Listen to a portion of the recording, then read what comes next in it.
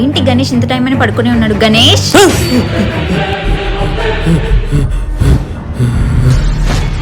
ఈ పిల్లతో మమ్మల్ని భయపెట్టాలని చూస్తుంది, కానీ మనం భయపడతామా? నువ్వు ఈ పిల్ల చెప్పిన మాటలు వింటావు.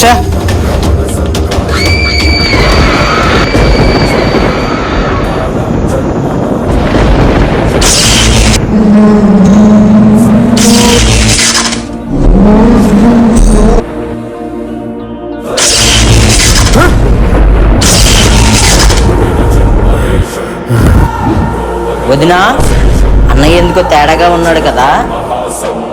ఏంట్రా కళ్ళేంటి అలా ఉంది? ఈ మధ్య నిద్రపోవట్లేదా? మా కళలకి నిజ జీవితానికి ఏమైనా సంబంధం ఉంటుందా? ఏంట్రా పిచ్చి ప్రశ్న? అయినా ఎందుకు ఉండదు? ఖచ్చితంగా ఉంటుంది. గతానికో ప్రస్తుతానికో అవి ముడిపడి ఉంటాయి. మనం చేసే పనులు బట్టి మనకు వచ్చే కళ్ళు ఉంటాయి. అమ్మో, అంటే నాకు అన్ని పీడకల్లే వస్తున్నాయి. అంటే అయ్యా, తెలిసి తెలియక తప్పులు చేస్తే క్షమించయ్యా.